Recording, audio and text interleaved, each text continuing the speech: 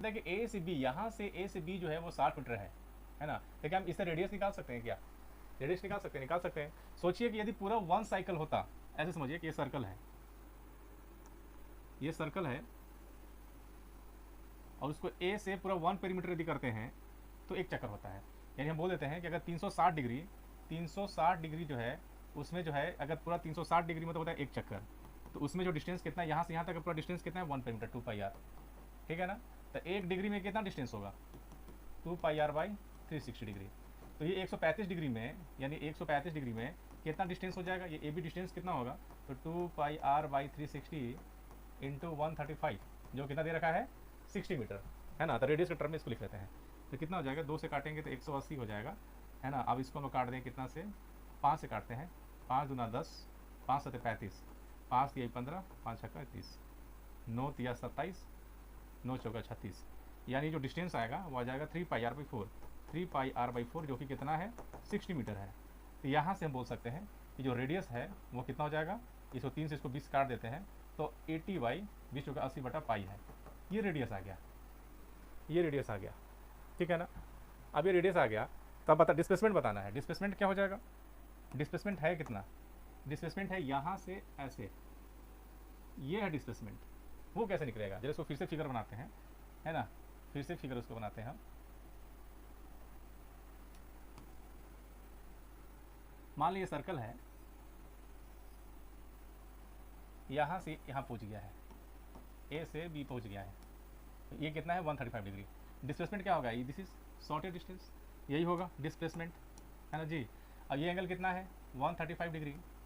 ये एंगल कितना हो जाएगा? तीनों कोनों का योग कितना होता है? 180। अगर ये 145 है तो ये दोनों कोण कितना बचेगा? 45। 45 में चूंकि दोनों जो है रेडियस सेम है तो ये एंगल भी सेम होगा, यानी ये एंगल होगा 22.5 डिग्री, ये भी एंगल कितना हो जाएगा? 22.5 डिग्री, इतना हो जाएगा। ठीक है ना। अब हमको निकालना है ए से बी निकालना है। हम क्या करेंगे? इसको यहाँ से इसको ऐसे परपेंडिकुलर खींच दीजिए, है ना। ये डिस्टेंस कितना हो जाएगा? इसको मान लीजिए एक्स। तो यहाँ से हम लिख सकते हैं, क्या लिख सकते हैं? कोस 22.5 डिग्री इज इक्वल टू क्या हो जाएगा? बी बटा एच, ये रेडियस है, बी क्या है? एक्स बटा रेडियस। तो एक्स इज इक्वल टू कितना हो जाएगा? R cos 22.5 degree. हमको डिस्टेंस कितना होगा? डिस्प्लेसमेंट कितना है? हमको जो डिस्प्लेसमेंट चाहिए वो डिस्प्लेसमेंट कितना है? वो तो 2x है, तो x कितना है? 2x कितना हो जाएगा? 2r कोस 22.5 डिग्री, ये है ना जी। कोस 22.5 डिग्री की वैल्यू पुट कर दीजिए, आंसर आ जाएगा। सोनाली कुमारी, हेलो। तो क्या हो जाएगा सोल्व करने पे? आप कोस 22.5 डिग्री का वैल्यू जानते हैं? 22.5 डिग्री का वैल्यू कितना होगा? तो कैसे निकालिएगा? कैसे निकालिएगा? देखिए साइड में कैसे निकालेंगे। हम लोग जानते हैं फॉर्मूला कि cos square theta equal to होता है 1 प्लस कॉस 2 थीटा, है ना। ये होता है डिवाइड बाई 2। थीटा क्या पुट कर दें? कोस स्क्वायर 22.5 डिग्री इक्वल हो जाएगा 1 प्लस कॉस 2 थीटा, मतलब 22.5 का दूना कितना हो जाएगा? Cos 45 degree divide by 2। अब ये स्क्वायर हटाएंगे तो रूट आ जाएगा, तो इसको हम सोल्व कर देते हैं।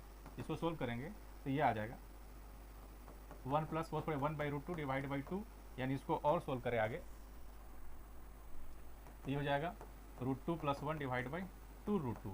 अब कोस 22.5 डिग्री का हो जाएगा और पूरे का रूट हो जाएगा, यानी √2 की वैल्यू था 1.4 + 1 डिवाइड बाई 2 इंटू 1.4, यानी इसको सोल्व करेंगे तो 2.4 डिवाइड बाई 2.8, है ना। यानी कोस 22.5 डिग्री को अगर हम लोग पुट किया जाए तो ये हो जाएगा लगभग 22.4 डिवाइड बाई 2.8, यानी इसको हम लोग लिख सकते हैं 24/28, यानी 6/7। 6/7 कितना लिख सकते हैं? 0.85, 8 7 56, 4 40, 7 5 35, ठीक है अप्रोक्स इतना। अब इसको रूट करेंगे तो लगभग 0.92 आता है, 0.92 आता है। कितना कैलकुलेशन हो गया, इसलिए थोड़ा सा ये क्या था? कैलकुलेटिव था।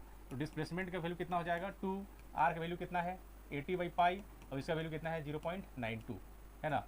यानी हो गया 160, पाई हो गया 3.14 और ये हो गया 0.92। इसको सॉल्व कीजिएगा तो लगभग 47 मीटर आ जाता है आंसर।